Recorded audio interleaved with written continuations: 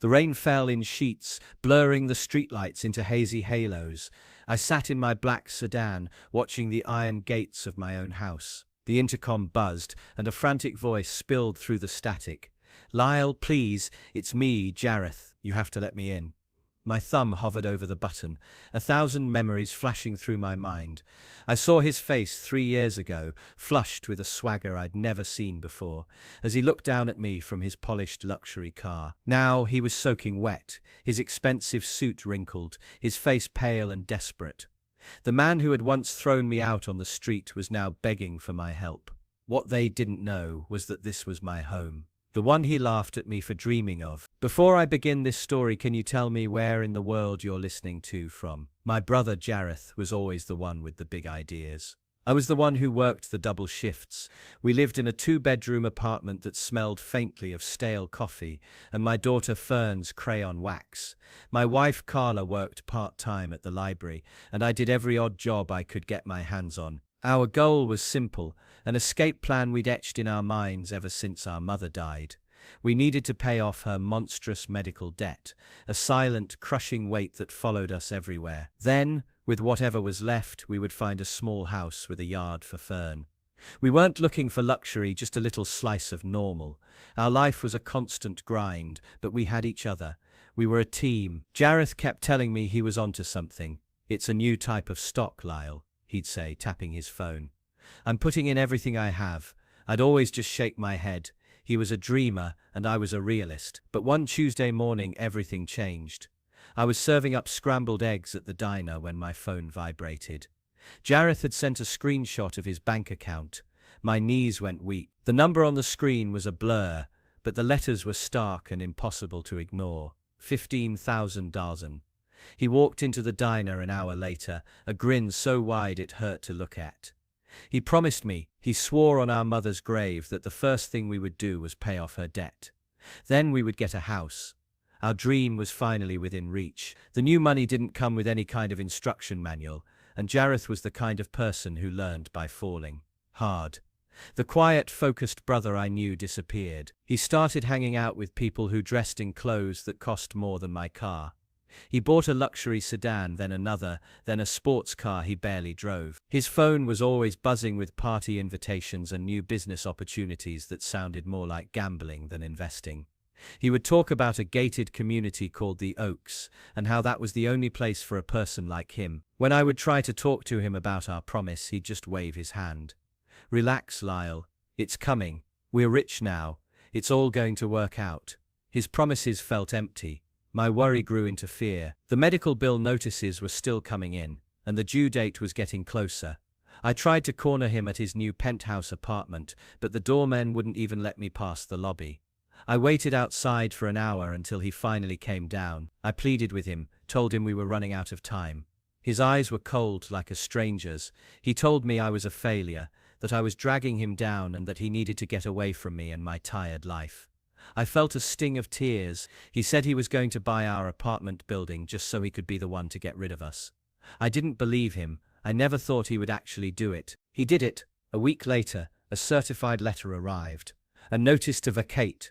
My stomach dropped as I read the owner's name, Jareth.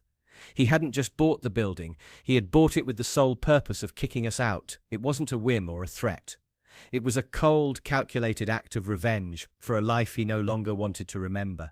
I stood on the sidewalk, holding the letter. Carla held a crying Fern, our 2 suitcases and a few boxes piled on the curb beside us. I looked back at the apartment, a place where we'd laughed and cried and dreamed. Now a new padlock, bright and gleaming, was fastened to the front door.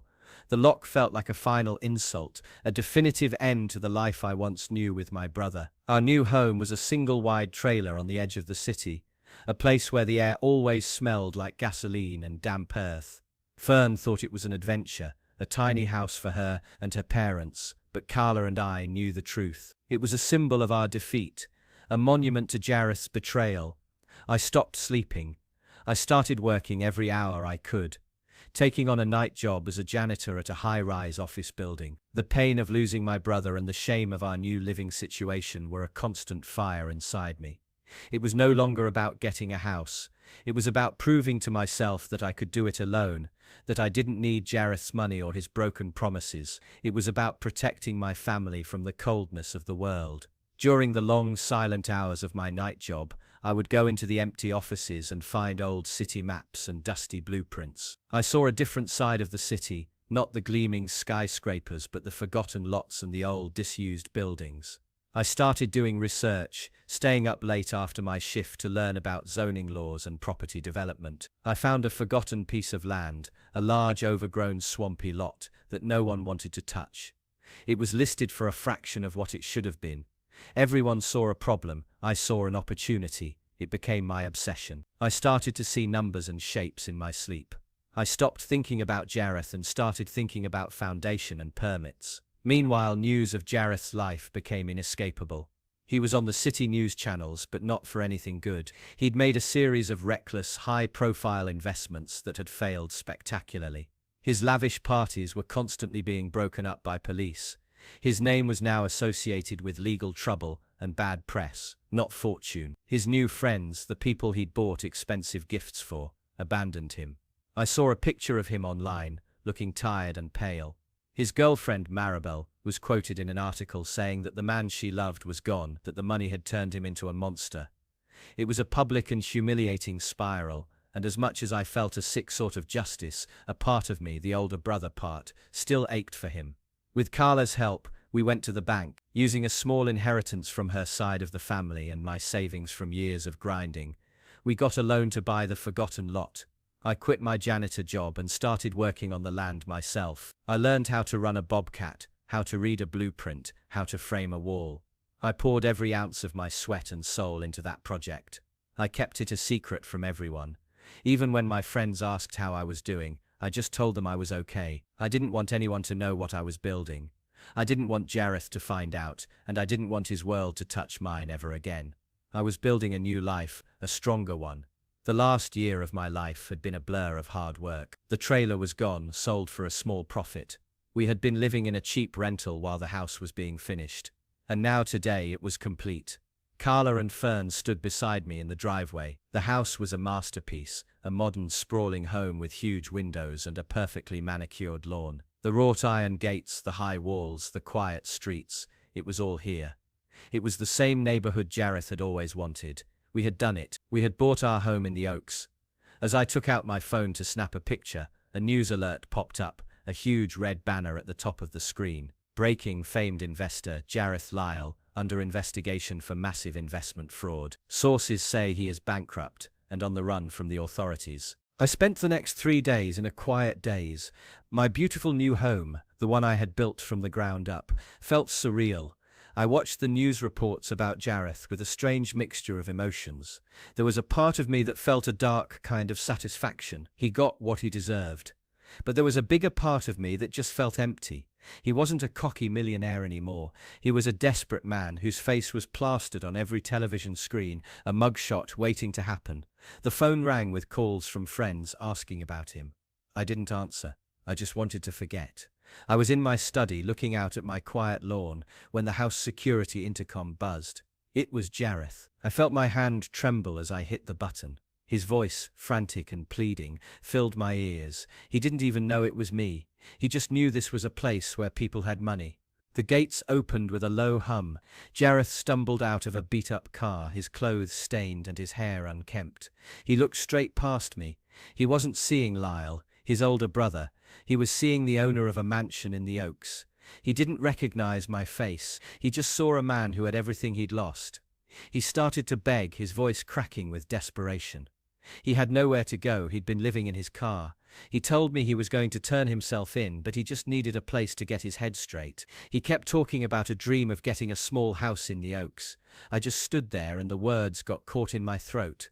I couldn't believe he was still chasing the same dream he'd crushed for me. "Jareth," I said, my voice barely a whisper. He looked at me, a flicker of recognition in his eyes, but it was replaced by pure terror. He knew. "Lyle," he said, his voice a broken thing. The arrogance was gone, replaced by a deep, hollow shame. I walked him up to the front door, unlocked it, and let him inside. He stumbled over the threshold, his eyes wide as he looked at the high ceilings and the grand staircase. He just kept looking around, muttering my name under his breath. I could see the full weight of his betrayal, the years of pain, all of it crashing down on him in that moment. He saw the life he could have had, the life he took from me, now mine. He collapsed on the floor. The tears finally came, and with them, the truth. He told me it wasn't a lottery. It was a scheme. He'd put all his money into a fraudulent high-yield investment group he'd heard about. He was so sure it would pay off that he convinced himself it was real. He said he was going to tell me, but he was too afraid. He was afraid I would see how stupid he was, how badly he'd messed up. So he had to pretend the money was real. He had to fake the arrogance. He had to push me away because he couldn't bear to look me in the eye and pretend he had it all when the lie was so fragile. He wasn't a millionaire, he was a victim, and a terrible brother. And now the law was closing in. My mother's last words came to me, a quiet echo in the stillness of the house. "Promise me you'll always look after each other." I looked down at my brother, huddled on the floor, weeping. He had betrayed me, humiliated me, and nearly destroyed my family. But he was still my brother. He wasn't going to get a house in the Oaks. He wasn't going to get a life of luxury. I told him he needed to go to the police and turn himself in. I told him I would hire him a lawyer, a good one, to get him the best possible deal. He was shocked. He stood up, his face streaked with tears. He couldn't understand why I would help him after what he'd done. I just looked at him and said, "Because you're my brother." The lawyer met us an hour later at the police station. I watched from across the street as Jareth walked inside, a single figure disappearing into a harsh, unforgiving world. I went back to my mansion, the one he had tried to take from me. It was a monument to my hard work, my resilience, and a testament to the fact that money can never buy what true family is. The rain had stopped.